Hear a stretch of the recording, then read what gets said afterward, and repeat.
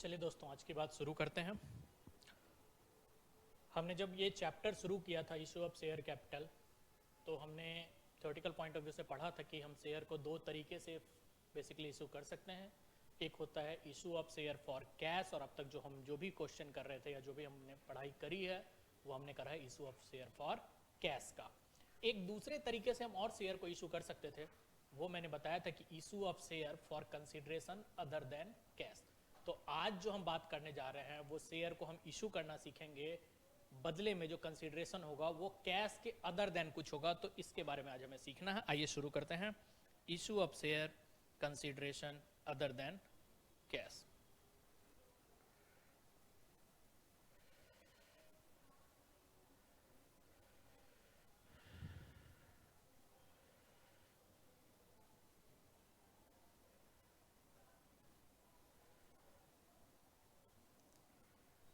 Issue of share for consideration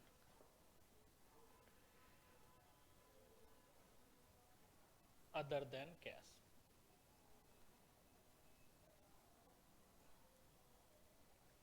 कि आपने share तो इशू किया और बदले में जो आपको कंसिडरेशन मिल रहा है वो कैश के अदर देन कुछ है। तो देखिए, कैश के अदर क्या क्या चीजें हो सकती हैं जिसके बदले में हम किसी कंपनी को शेयर इशू कर सकते हैं। देखिए, कई बार क्या होता है कि आप किसी कंपनी से एसेट्स परचेज करते हैं और इन रिटर्न आपको रिटर्न में उनको देना है कुछ, तो इन रिटर्न आप कैश ना दे करके उसे अपनी कंपनी का शेयर इशू कर देते हैं। लाइक आपने किसी कंपनी से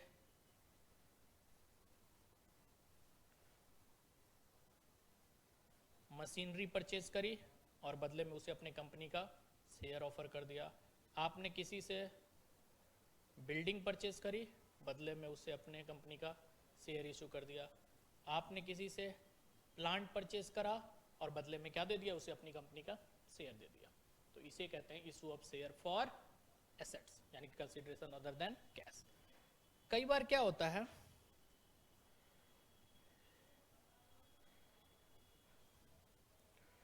कि ये कंसीडरेशन एसेट्स ना हो करके हम किसी कंपनी का पूरा बिजनेस परचेस कर लेते हैं और बदले में उस कंपनी को हम अपनी कंपनी का शेयर ऑफर करते हैं।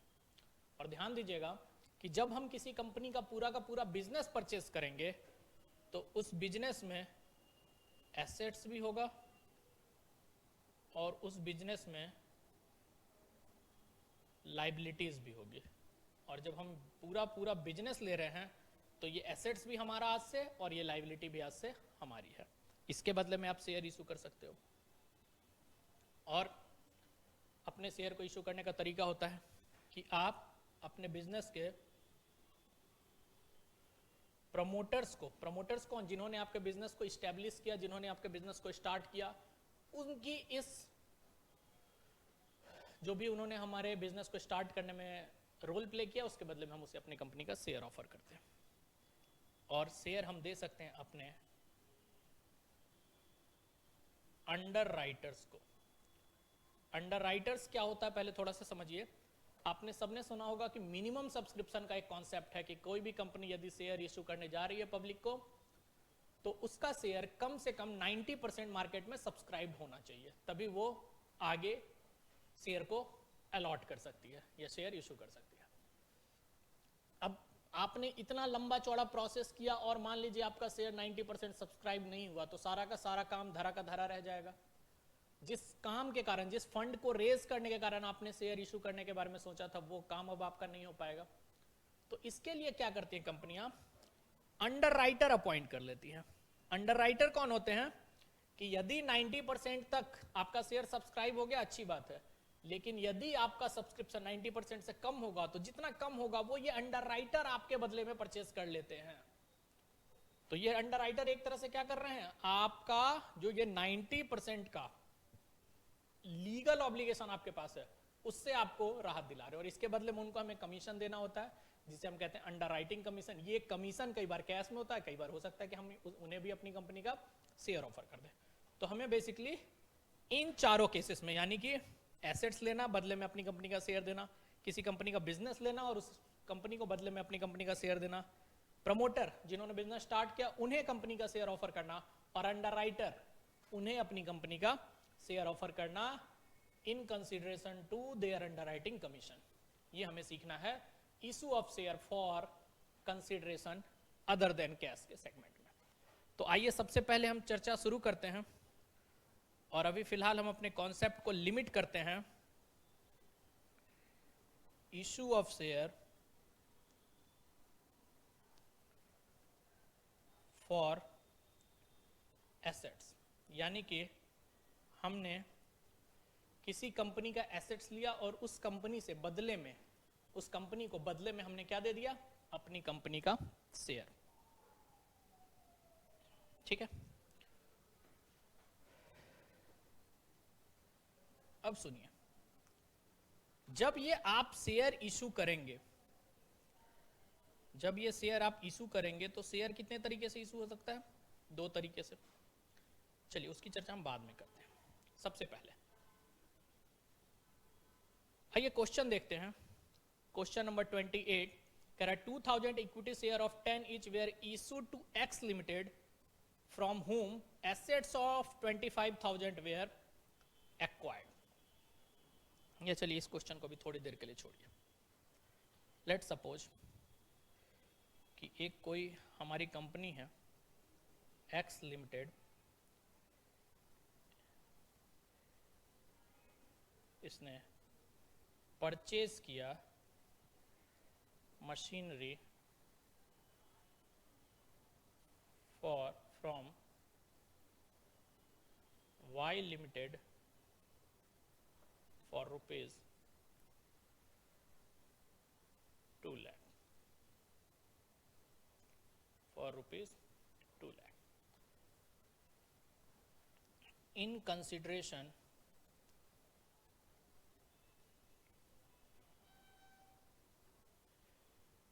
issued equity share of rupees 10 each। दो सिचुएशन में दे रहा हूं, एट पार और दूसरा सिचुएशन एट 25% प्रीमियम। भाई जब आप शेयर इशू करते हैं तो दो तरीके से शेयर इशू करते हैं, एक पार पे इशू करते हैं और एक प्रीमियम पे इशू करते हैं फॉर कैश में। तो कंसीडरेशन अदर देन कैश में भी दोनों सिचुएशन हो सकती है कि कंसीडरेशन हम दे रहे हैं शेयर के फॉर्म में आपको, पार पे भी वो शेयर हम आपको ऑफर कर सकते हैं और प्रीमियम पे भी वो शेयर हम आपको ऑफर कर सकते हैं। तो इस एक ही क्वेश्चन में मैं दोनों तरह से समझाने जा रहा हूं आपको। क्वेश्चन आप सब एक बार माइंड में क्लियर कर लीजिए कि एक कोई कंपनी है एक्स लिमिटेड, यानी कि हम हैं एक्स लिमिटेड, हमने परचेज किया है मशीनरी किससे, वाई लिमिटेड से। तो देखिए ये वाई लिमिटेड हमारे लिए क्या कहलाएगा, यहां पे एक्स लिमिटेड तो हम हैं, वाई लिमिटेड यहां पे हमारे लिए है वेंडर। यानी कि अगर वाई का नाम नहीं होगा तो आप क्या मानेंगे, उसे क्या टर्म यूज करेंगे, वेंडर। ठीक है, कितने की मशीनरी परचेज करी है, 2 लाख की। तो देखिए सबसे पहली एंट्री तो उस दिन होगी जिस दिन आपने ये मशीनरी परचेज करा है, किससे, वाई लिमिटेड से। जर्नल एंट्री क्या बनेगी,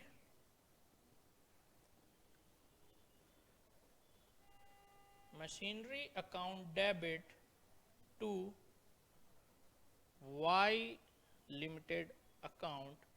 कितने की मशीनरी परचेज हुई भाई, 2 लाख की। Machinery account debit to Y limited account, machinery कितने की परचेज हुई, 2 लाख की। पहली एंट्री तो हो गई नॉर्मल एसेट्स परचेज करने की, जो एंट्री आप 11th क्लास से पढ़ते आ रहे हो, एसेट्स परचेज करने की एंट्री। अब ये तो हो गई परचेज की एंट्री। दूसरी एंट्री होनी है बदले में वाई लिमिटेड को अपने एक्स लिमिटेड का शेयर ऑफर करेंगे हम। लेकिन यहां पे हमने दो सिचुएशन अलग अलग दे दिया, मतलब दो अलग अलग क्वेश्चन है। एक बार शेयर हम पार पे इशू कर रहे हैं और फिर शेयर हम प्रीमियम पे इशू कर रहे हैं। तो इन दोनों ही सिचुएशन में एंट्री भी अलग अलग होगी। आइए हम अपनी एंट्री नंबर सेकंड पढ़ते हैं। और एंट्री नंबर सेकंड में मैंने कहा कि दो अलग अलग सिचुएशन है। एक साइड में लिख रहा हूं पार के सिचुएशन में आप क्या करोगे, और एक साइड में लिख रहा हूं अगर हम प्रीमियम पे इशू करेंगे तो क्या करेंगे। देखिए, आप पार पे इशू कीजिए शेयर को या प्रीमियम पे शेयर को इशू कीजिए। इस इशू करने से पहले आपको सबसे पहले निकालना होगा, इशू करने से पहले आपको फाइंड आउट करना होगा number of share to be issued.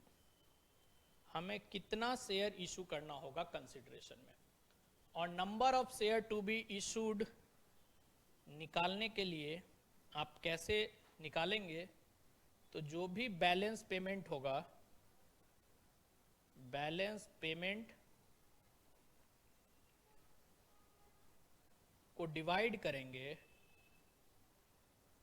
Value of share से। Balance payment divided by value of share.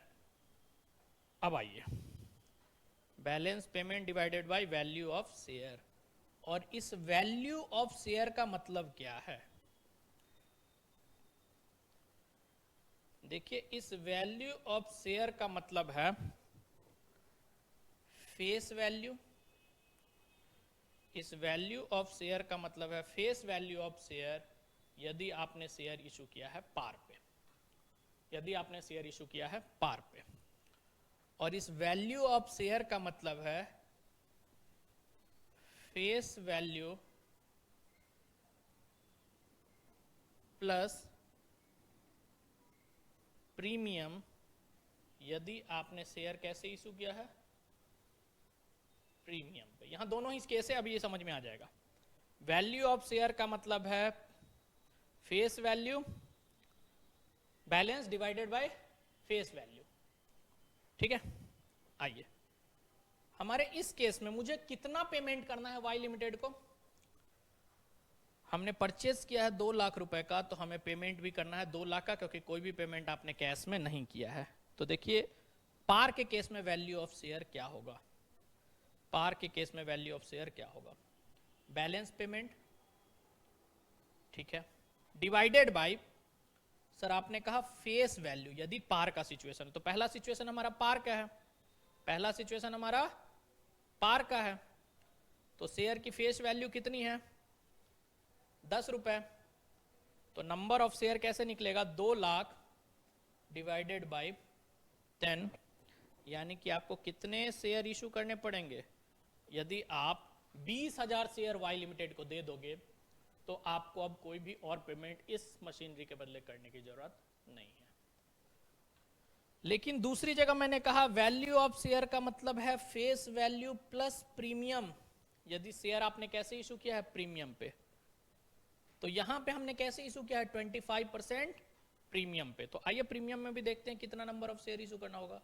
Balance amount तो वही है 2 lakh divided by face value plus premium, तो 25% प्रीमियम है, तो 10 का 25% कितना हो जाएगा, 2.5। तो अब आप 2 लाख को 10 से डिवाइड नहीं करोगे, अब आप 2 लाख को 12.5 से डिवाइड करोगे, और यहां हमारा number of share to be issued निकल के आ रहा है 16,000। तो ये number of share to be issued जो है वो आपको सबसे पहले निकालना सीखना होगा। Number of share to be issued, कितना शेयर हम इशू करने जा रहे हैं इन कंसिडरेशन, और वो कैसे निकलेगा। तो number of share to be issued का फॉर्मूला होता है सर बैलेंस पेमेंट, जो भी बचा रह गया हो, यदि कुछ कैश दिया हो हमने, सपोज 2 लाख का हमने एसेट्स परचेज किया था और क्वेश्चन ये कहता है कि 1 लाख रुपीज कैश में दे दिया, तो बैलेंस कितना बचा जिसके बदले हमें शेयर इशू करना है, सिर्फ 1 लाख रुपए, ना कि 2 लाख। तो बैलेंस जो भी पेमेंट है divided by value of share. और वैल्यू ऑफ शेयर का क्या मतलब है सर, वैल्यू ऑफ शेयर का मतलब है फेस वैल्यू यदि शेयर पार पे इशू है, और वैल्यू ऑफ शेयर का मतलब है फेस वैल्यू प्लस प्रीमियम यदि शेयर कैसे इशू है, प्रीमियम पे। तो अब हमें पता चल गया कि जब हम शेयर को पार पे इशू कर रहे हैं तो हमें 20,000 शेयर इशू करना पड़ रहा है, और जब हम प्रीमियम पे इशू कर रहे हैं तो 16,000 शेयर इशू करना पड़ रहा है। ये दोनों अलग अलग क्वेश्चन है। तो अब आइए अपनी दूसरी एंट्री समझते हैं, पार वाली में क्या करेंगे और प्रीमियम वाली में क्या करेंगे। अब एंट्री होगी second entry, Y limited account debit, कितना देना था भाई, 2 लाख रुपए, टू शेयर कैपिटल अकाउंट, जो भी नंबर ऑफ शेयर निकला है ना 20,000 मल्टीप्लाई बाय 10 यानी कि 2 लाख। ठीक, बस इतनी सी बात है। लेकिन यदि आपने प्रीमियम पे इशू करा है तो एंट्री होगी Y limited account debit 2 lakh to share capital to security premium reserve. अब अमाउंट कैसे डालेंगे सर? देखो आप सबने नंबर ऑफ शेयर निकाल रखा है ना, प्रीमियम पे नंबर ऑफ शेयर कितना था 16,000, तो 16,000 मल्टीप्लाई बाय जो शेयर की वैल्यू है 10 रुपीज फेस वैल्यू, वो डालिएगा शेयर कैपिटल में, और 16,000 मल्टीप्लाई बाय 2.5 प्रीमियम वैल्यू कितनी थी 2.5, जो प्रीमियम के बदले हमने पेमेंट लिया है वो डाल देंगे हम सिक्योरिटी प्रीमियम रिजर्व में। ठीक है, तो ये एंट्री होगी हमारी पहली एंट्री एसेट्स परचेज करने की, दूसरी एंट्री कंसीडरेशन देने की। पहली एंट्री एसेट्स परचेज करने की, दूसरी एंट्री कंसीडरेशन देने की। कंसीडरेशन देते वक्त ये ध्यान रखना है कि शेयर हमने पार पे दिया या प्रीमियम पे दिया। क्यों ध्यान रखना है? क्योंकि हमें निकालना है नंबर ऑफ शेयर जो कि हमें इशू करना है, और नंबर ऑफ शेयर कैसे निकलेगा, तो जो भी बैलेंस पेमेंट होगा हमें करना divided by value of share, और वैल्यू ऑफ शेयर का मतलब मैंने बताया फेस वैल्यू यदि पार पे, और face value plus premium amount यदि आपने शेयर कैसे इशू किया है प्रीमियम पे। तो बिल्कुल ये क्वेश्चन आपके सामने है, एक बार समझिए, फिर हम बुक से 1-2 क्वेश्चन करते हैं। चलिए फटाफट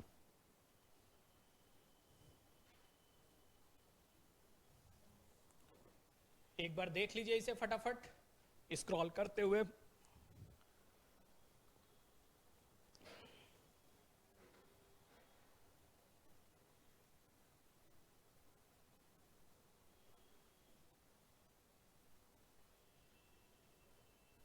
क्वेश्चन बिल्कुल क्लियर है।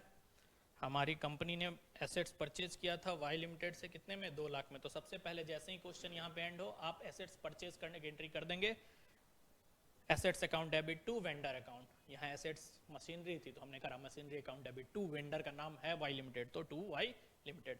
सेकेंड एंट्री फिर हम करेंगे इन कंसिडरेशन, हम जो शेयर इशू कर रहे हैं तो वहां पे चेक करेंगे पार पे कर रहे हैं या प्रीमियम पे कर रहे हैं। इलस्ट्रेशन जो अभी मैंने लिया उसमें आपको दोनों तरीके से समझा दिया, पार होगा तो सिचुएशन क्या होगा, प्रीमियम होगा तो सिचुएशन क्या होगा।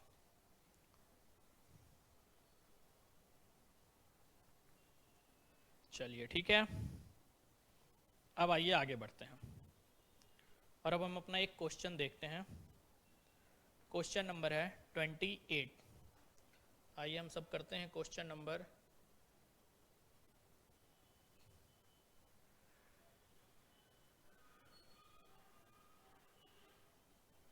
28। क्या कह रहा है क्वेश्चन नंबर 28? देखिए कह रहा है कि 2000 equity share of 10 each were issued to X limited.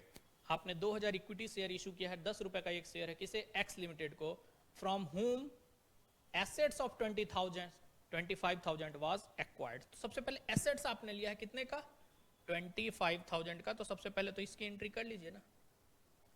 लिखिए पहली एंट्री एसेट्स परचेज करने की, एसेट्स अकाउंट डेबिट टू, किससे लिया है एक्स लिमिटेड, वेंडर का नाम गिवन है एक्स लिमिटेड अकाउंट।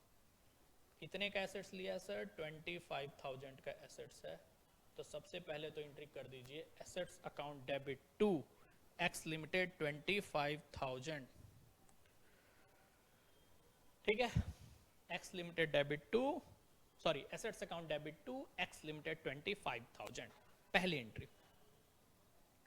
दूसरी एंट्री सर क्या होगी, इन्हें बदले में शेयर इशू करने की होगी। और हमारे बारे में गिवन है क्वेश्चन में कि आप शेयर इशू कर रहे हो 2000 इक्विटी शेयर ऑफ 10 ईच। आइए देखते हैं सबसे पहले। अब x limited account debit balance payment से एंट्री कीजिए 25,000 टू शेयर कैपिटल। मैंने कहा आपने कितने शेयर इशू किए हैं, क्वेश्चन में गिवन है 2000 शेयर इशू किए हैं ऑफ ₹10 ईच। क्या डेबिट और क्रेडिट बराबर हो पा रहा है? गौर से देखिएगा, आपको पेमेंट करना था 25,000 का, लेकिन आपने सिर्फ 2000 शेयर दिए हैं 10 रुपीज का। इसका मतलब शेयर की वैल्यू से तो सिर्फ 20,000 रुपए हो रहा है। तो इसका मतलब हिडन है इसमें कि आपने ये शेयर कैसे दिया है, प्रीमियम पे। तो जो बैलेंस अमाउंट है ना वो क्या होगा, सिक्योरिटी प्रीमियम रिजर्व। कितना है भाई बैलेंस अमाउंट, 5,000 रुपीज। इसका मतलब 5,000 रुपए क्या है आपका, प्रीमियम का है। एसेट्स परचेस किया हमने एक्स लिमिटेड से 25,000 का, तो बदले में 20,000 का शेयर देके थोड़ी काम चलेगा भाई। इसका मतलब 5,000 रुपए अभी आपको या तो और देना है, या तो आपने शेयर प्रीमियम पे इशू करा। जब साफ साफ कह रहा है कि आपने शेयर इशू कर दिया इन कंसिडरेशन, तो अब इसका मतलब है कि 5,000 रुपए क्या है, प्रीमियम की वैल्यू है। जरा फटाफट इसे कीजिए, एक दो क्वेश्चन और देखते हैं फिर हम।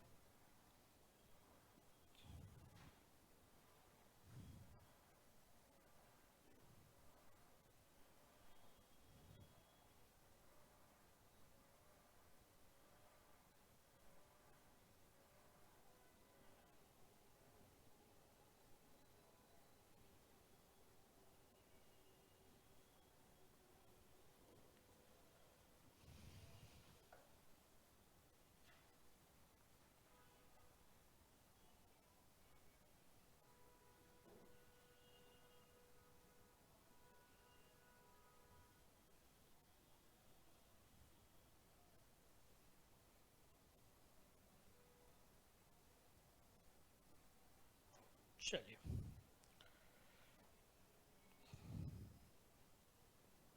फिर से हम एक क्वेश्चन देखते हैं, question number 33। Question number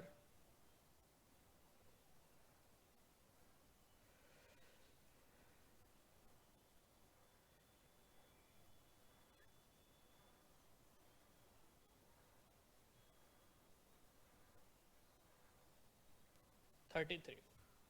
question number 33 क्या कह रहा है, Jain limited purchase machinery costing 10 lakh from Iyer limited. 50% of the payment was made by cheque. आपने यानी कि जैन लिमिटेड मशीनरी परचेज करी है 10 लाख रुपीज की, किससे, अय्यर लिमिटेड से, और 50% पेमेंट कैसे दिया है, चेक से। तो आइए सबसे पहले परचेज करने की एंट्री। सबसे पहली एंट्री तो मशीनरी परचेज करने की, मशीनरी अकाउंट डेबिट 10 लाख,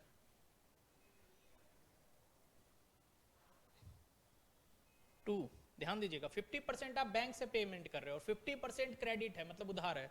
तो जो बैंक से पेमेंट मतलब चेक से पेमेंट कर रहे हो वो तो कहां चला जाएगा, टू बैंक अकाउंट। कितने रुपए, 50%, तो 5 लाख रुपीज क्या हो गया, चेक के थ्रू पेमेंट। अच्छा, रेस्ट कितना बचा, 5 लाख। ये हम उधार पे ले रहे हैं, तो ये हम डालेंगे अय्यर लिमिटेड के अकाउंट में। देखो अय्यर लिमिटेड ने जितना मुझे क्रेडिट पे दिया है ना, या जितने के बदले मैंने कैश पेमेंट नहीं किया है, मुझे शेयर सिर्फ इस अमाउंट के बदले इशू करना है। मुझे जो अमाउंट मैंने बैंक के थ्रू पे कर दिया उसके लिए शेयर थोड़ी इशू करना है। तो बैलेंस अमाउंट सिर्फ कितना है, 5 लाख रुपए। तो जो बैलेंस है वो अय्यर लिमिटेड में डालिए, पहली एंट्री। आगे क्या कह रहा है, and for the remaining 50% of the company issued equity share of 100 etch eight premium of 25। और ये बचे हुए 50% के लिए कंपनी ने इशू किया है share of 100 at premium of 25%। तो चलिए सेकेंड एंट्री, एंट्री तो सर हम अभी लिख सकते हैं, एंट्री तो होगी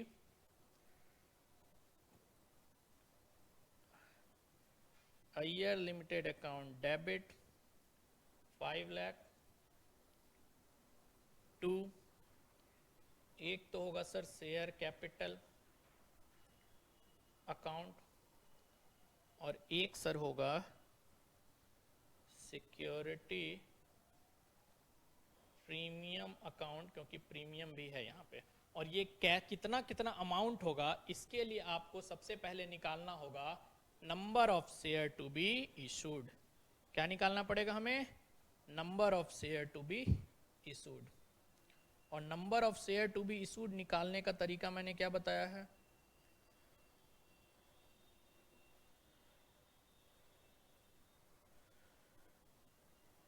नंबर ऑफ शेयर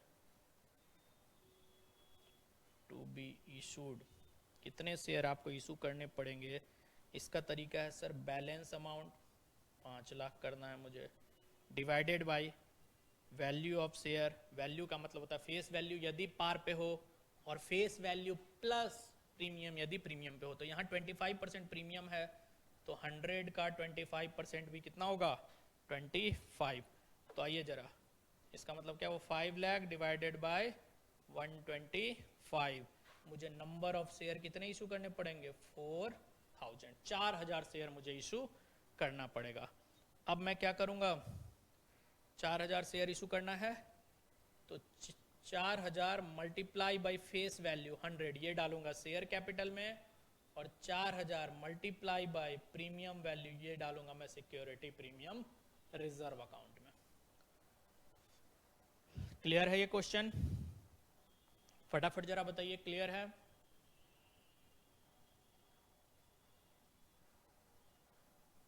चलिए जरा फटाफट कॉपी कीजिए, फिर अगली बात हम शुरू करेंगे।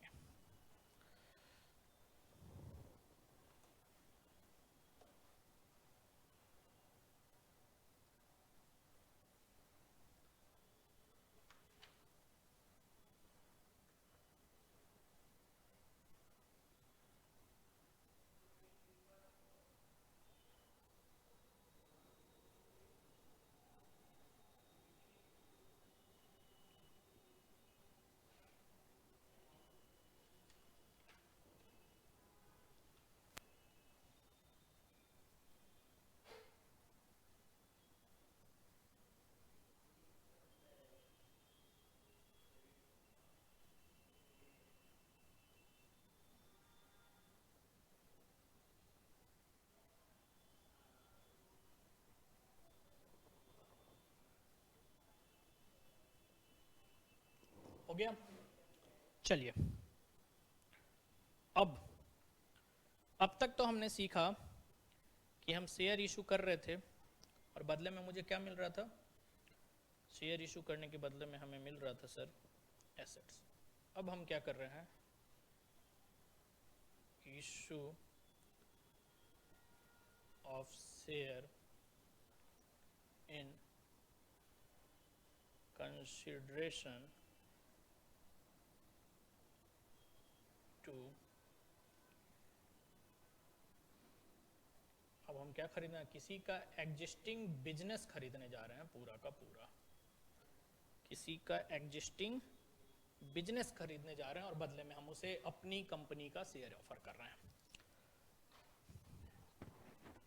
मान लीजिए हम एक्स लिमिटेड हैं और हमने वाई लिमिटेड से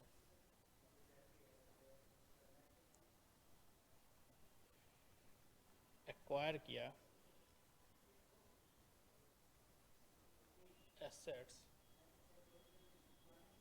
ऑफ रुपीज 8 लाख एंड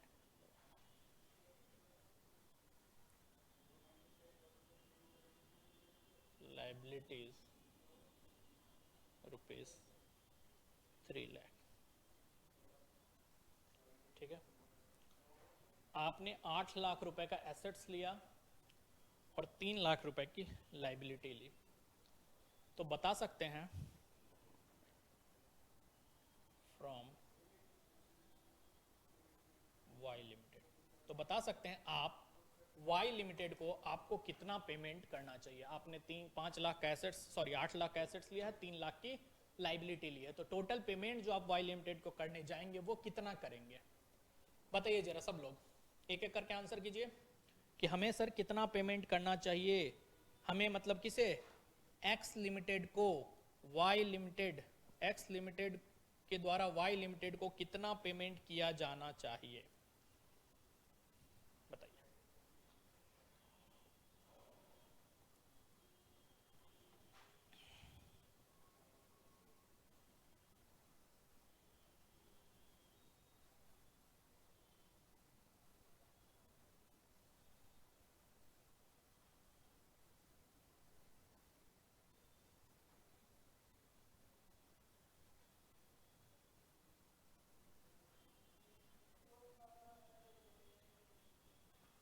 चलिए 5,11,000, सिर्फ एक बार फिर से देख लीजिए, आपने 11,000 लिखा है क्या?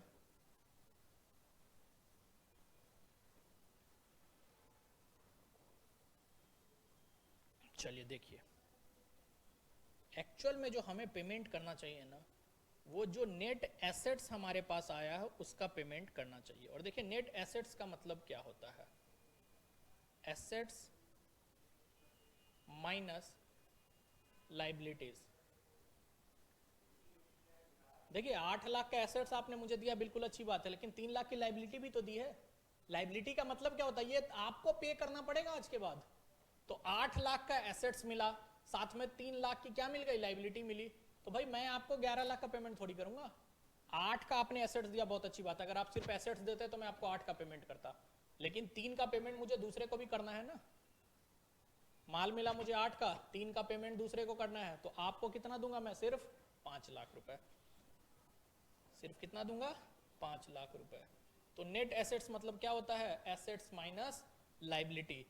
हमें 8 लाख का एसेट्स मिला और 3 लाख की लाइबिलिटी भी मिली, जिसका पेमेंट मुझे आउटसाइडर्स को करना होगा।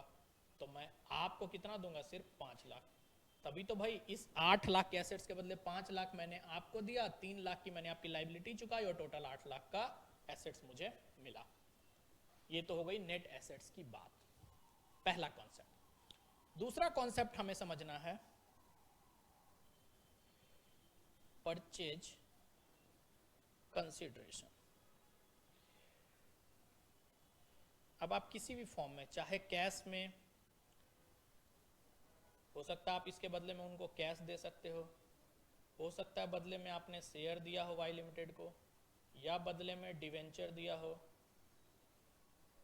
किसी भी फॉर्म में आप पेमेंट करते हो तो इस पेमेंट को कहा जाता है परचेज कंसीडरेशन। अब देखिए 3 बातें हो सकती हैं। पहली बात हो सकती है कि आपका नेट एसेट्स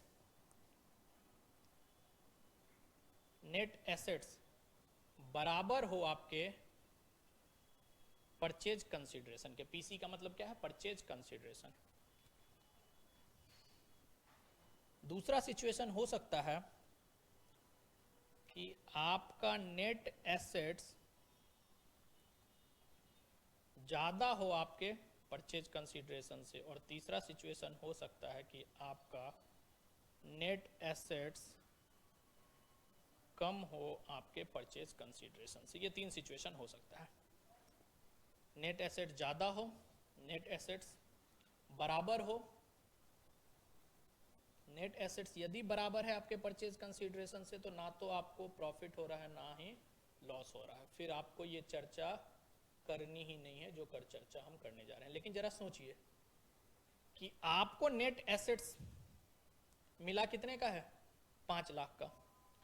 आपको नेट एसेट्स मिला है 5 लाख का और आप पेमेंट करो सिर्फ 4 लाख रुपए, मतलब नेट एसेट्स आपका ज्यादा हो किससे, आपके परचेज कंसीडरेशन से। जितने का सामान आपने लिया, पेमेंट आपको उससे कम करनी पड़े, इसका मतलब आपको क्या हो रहा है, प्रॉफिट हो रहा है। और ये किस नेचर का प्रॉफिट है, कैपिटल नेचर का। और कैपिटल नेचर के प्रॉफिट को कहाँ ट्रांसफर करोगे, कैपिटल रिजर्व में, ठीक है। लेकिन ठीक इसका अपोजिट समझिए कि नेट एसेट्स मुझे मिल रहा है 5 लाख का और परचेज कंसीडरेशन मैं ज़्यादा कर रहा हूँ, 6 लाख कर रहा हूँ, 7 लाख कर रहा हूँ, तो किसी के एसेट से ज्यादा आप उसको पेमेंट क्यों करोगे भाई? क्या रीजन हो सकता है? तो एक ही रीजन हो सकता है सर, जब उस कंपनी की गुडविल अच्छी होगी, यानी कि जो भी मैं एक्स्ट्रा पेमेंट करूंगा उसके एसेट से ऊपर, वो मैं किस बात का करूंगा? उसकी गुडविल का। इसका मतलब यदि नेट एसेट से परचेज कंसीडरेशन ज्यादा है तो यहां पे कॉन्सेप्ट क्या छिपा हुआ है? यहां कॉन्सेप्ट छिपा हुआ है गुडविल का। ठीक है, यहां कॉन्सेप्ट छिपा हुआ है गुडविल का। पहले इस बात को आप समझ लीजिए बिल्कुल अच्छे से कि यदि आपका नेट एसेट्स, मतलब आपको जितने का एसेट्स मिला है, एसेट्स माइनस लायबिलिटी, वो यदि इक्वल है परचेज कंसीडरेशन का, तो कोई बात नहीं। अगर नेट एसेट ज्यादा है और आप पेमेंट कम कर रहे हो, purchase consideration mean in consideration जो आप दे रहे हो वो कम है, तो आपको क्या हो रहा है? प्रॉफिट है भाई। हमें एसेट्स मिल गया, नेट एसेट्स 5 लाख का, पेमेंट हमें 4 लाख करनी पड़ी, प्रॉफिट है 1 लाख का। कहां ट्रांसफर करोगे? कैपिटल रिजर्व में। लेकिन इसका उल्टा, नेट एसेट्स हमें 5 लाख का मिला, पेमेंट मुझे 6 की करनी है, तो किस बात का ज्यादा पेमेंट करना है भाई? तो जाहिर सी बात है उस कंपनी में क्या रहा होगा? गुडविल रहा होगा। ठीक है, तो सबसे पहले तो ये बात समझ लीजिए आप। अब शेयर इशू करेंगे हम बदले में, तो शेयर इशू करने की सबको एंट्री पता है, जो एंट्री अभी हमने सीखी थी। तो आइए जरा क्वेश्चन देखते हैं और क्वेश्चन के साथ ही समझते हैं। Question number 35। ये तो समझ में आ गया कि नेट एसेट्स बराबर है तो कोई बात, नेट एसेट्स परचेज कंसीडरेशन से ज्यादा है तो हमें कैपिटल प्रॉफिट हो रहा है, कैपिटल रिजर्व में ट्रांसफर करना, और नेट एसेट्स कम है तो गुडविल के बदले है। ठीक है, चलिए क्वेश्चन नंबर 35, या चलो मैं इसी में समझा देता हूं आपको एक बार एंट्री। पहले एक जगह हम मान लेते हैं कि हमारा परचेज कंसीडरेशन है, फॉर एग्जांपल एक जगह मान लो परचेज कंसीडरेशन भी है आपका 5, एक जगह मान लेते हैं हम हमारा परचेज कंसीडरेशन जो है वो है 4, और एक जगह हम मान लेते हैं हमारा परचेज कंसीडरेशन है 6। ठीक है, आइए तो पहली एंट्री, जो एंट्री यहाँ पे हमें सीखनी है वो क्या है? आपने क्या परचेज करा है? एसेट्स। तो आप एंट्री करोगे assets account debit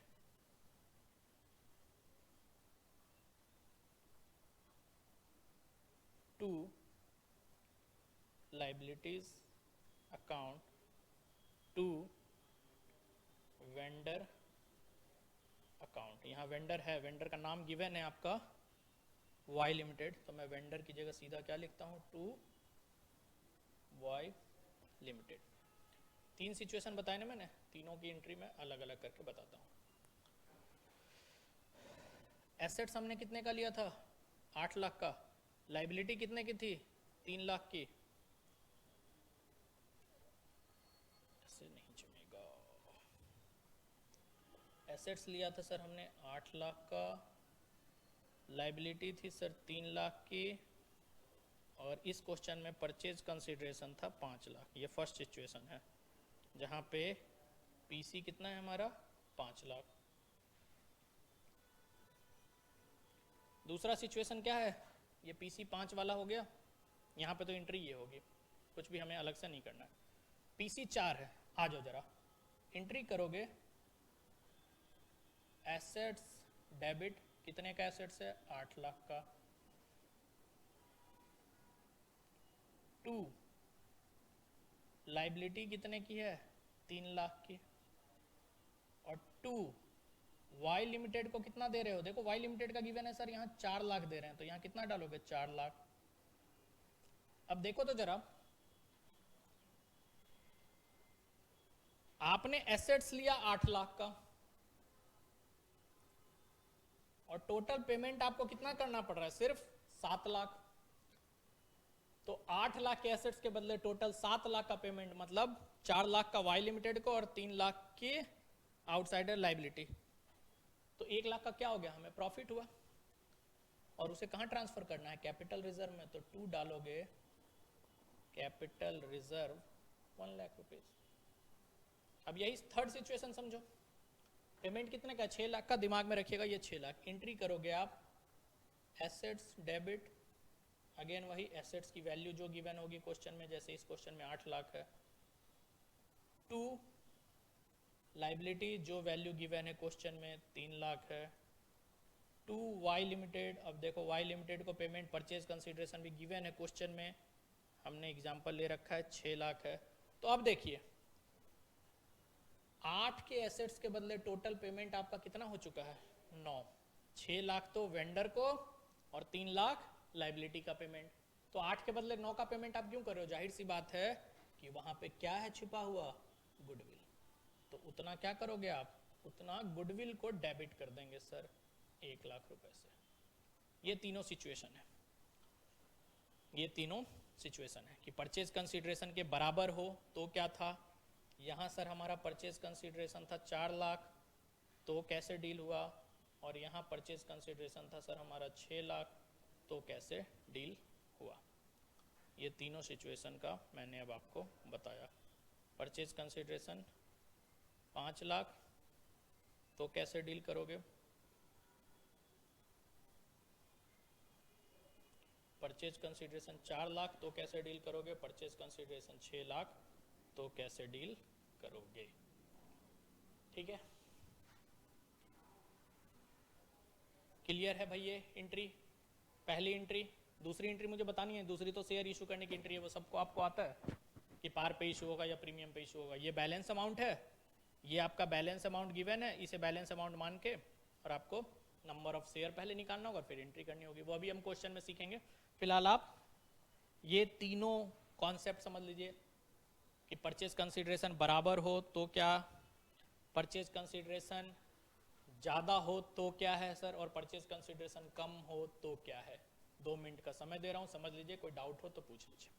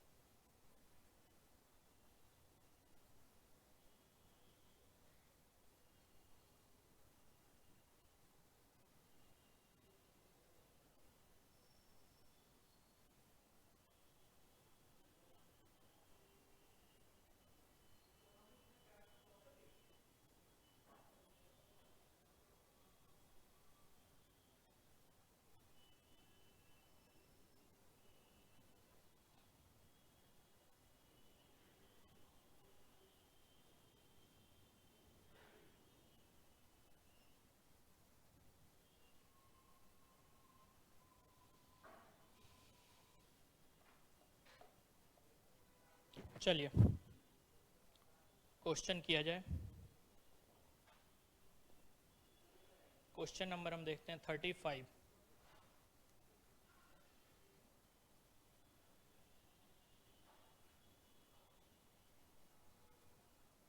question number 35 क्या कह रहा है, Bharat lamp limited issued 30,000 fully paid equity share of 100 each for purchase. देखिए आपने इशू किया है, यानी कि ये क्या बताया गया, परचेज कंसिडरेशन बताया गया है 30,000 इक्विटी शेयर ऑफ 100 ईच, यानी कि परचेज कंसिडरेशन है 30 lakh of the following assets and liability from Sharma and company. अब आइए एसेट्स क्या है, लाइबिलिटी क्या है, पहली एंट्री आप कीजिए अपनी। पहली एंट्री सर जितने भी एसेट्स हैं डालते चलो। एसेट्स है प्लांट, एंट्री करोगे। प्लांट अकाउंट डेबिट, और क्या है एसेट्स, कितने का प्लांट, 7 लाख। स्टॉक, चलो स्टॉक अकाउंट डेबिट, कितने का stock, 9 lakh. Land and building, entry करो। Land and building account debit, कितने का है भाई लैंड एंड बिल्डिंग, 12 लाख। अच्छा ये क्रेडिटर तो सर लाइबिलिटी होती है, तो 2 क्रेडिटर, मैंने कहा था ना एसेट्स को डेबिट करना और लाइबिलिटी को क्या करना, क्रेडिट, 2 लाख। और 2 शर्मा एंड कंपनी, यहाँ डालना परचेज कंसिडरेशन की वैल्यू कितनी है, 30 लाख। सबसे पहले तो जो इन्फॉर्मेशन है वो सारा हमने डाल दिया। ये क्या थी, फिर से एक बार एक्सप्लेन करूं। ये सर अभी जो हमने डाला है वो डाला है हमने अपने एसेट्स की वैल्यू, ये 3 एसेट्स गिवन थे। ये क्या है सर, ये लाइबिलिटी है, और ये क्या है, ये है परचेज कंसिडरेशन। अब कंपेयर करेंगे, हमें टोटल एसेट्स कितने का मिला है, एसेट्स है सर 12, 9 और 7, यानी कि टोटल एसेट्स है हमारे पास 28 लाख का। टोटल पेमेंट आप कितना कर रहे हो, 32। अब जरा सोचो 28 लाख के एसेट्स के बदले, 28 ही हो रहा है ना भाई, एक बार जोड़ लो,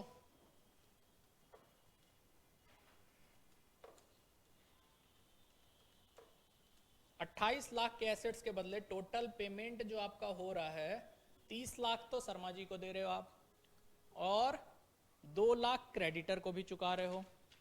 30 लाख शर्मा जी को, 2 लाख क्रेडिटर को, टोटल 32 का पेमेंट। ये टोटल कितना बन रहा है, 32।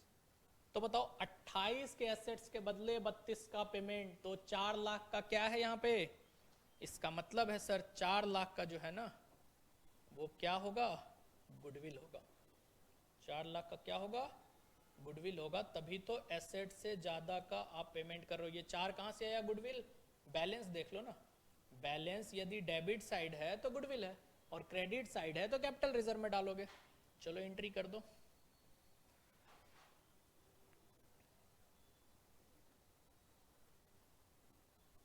गुडविल अकाउंट डेबिट कितने का, 4 लाख। कहाँ से आया ये 4 लाख, बैलेंसिंग फिगर से, ठीक है। चलिए जरा फटाफट,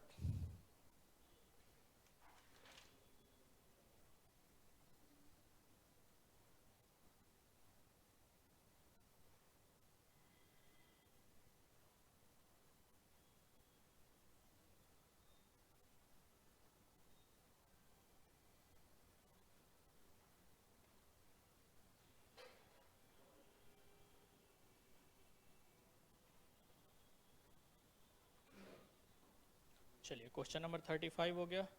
आइए नेक्स्ट क्वेश्चन देखते हैं, क्वेश्चन नंबर 36। क्वेश्चन नंबर 36 कह रहा है sure limited purchase a running business from messrs Rai brothers for a sum of ₹15 lakh. ये 15 लाख क्या है, परचेज कंसिडरेशन है। Payable ₹12 lakh in fully paid share of 10 each and balance through cheque. इस 15 में भी ना 2 तरह से पेमेंट कर रहे हो, 12 लाख का तो शेयर और 3 लाख का चेक। बदले में लिया क्या क्या जा रहा है, आइए वो देखा जाए। पहली एंट्री, सारे एसेट्स को सर डेबिट करते चलें। प्लांट अकाउंट डेबिट, प्लांट था 4 लाख का, और क्या है, बिल्डिंग,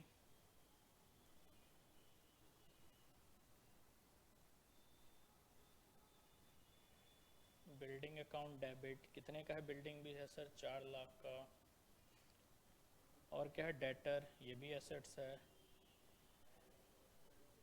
डेटर अकाउंट डेबिट कितने का है, डेटर सर 3 लाख का। स्टॉक, ये भी एसेट्स है सर, कितने का है, 4 लाख का। कैश कितने का है सर, कैश है सर हमारा 3 लाख का। सन्ड्री क्रेडिटर, क्रेडिटर का क्या करते हैं, लाइबिलिटी साइड डालते हैं 2,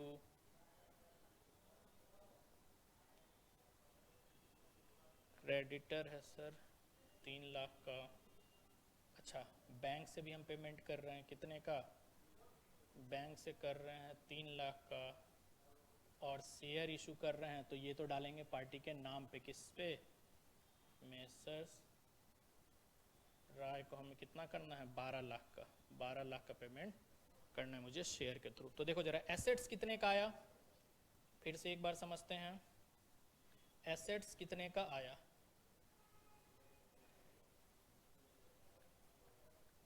एसेट्स आया है आपके पास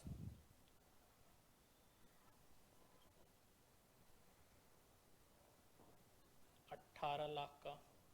पेमेंट कितनी कर रही हो आप, 3 लाख तो क्रेडिटर को, 3 लाख बैंक के थ्रू, 6 और 12 6 18।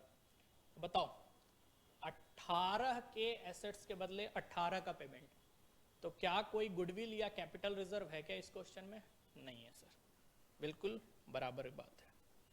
अब बदले में हमें क्या इशू कर देना है, बदले में सिर्फ हमें शेयर इशू कर देना है। सेकेंड एंट्री आ जाओ, मेसर्स अकाउंट डेबिट कितने का, 12 लाख, 2 पार पे है तो सोचना भी नहीं है, सारा अमाउंट कहाँ डालोगे, शेयर कैपिटल में। पार में तो आपको नंबर ऑफ शेयर निकालने की भी जरूरत नहीं है, सीधा 12 लाख डाल दीजिए, ठीक है, ये आपकी सेकेंड एंट्री हो गई। तो इस तरह से issue of share for consideration other than cash के सवाल को आप सॉल्व करोगे, ठीक है। रेस्ट क्वेश्चन आप होमवर्क में ट्राई करेंगे, यदि कोई डाउट आपको हो क्वेश्चन में तो फिर आप नेक्स्ट क्लास में वो हमसे पूछ लेंगे। मिलते हैं अगली क्लास में।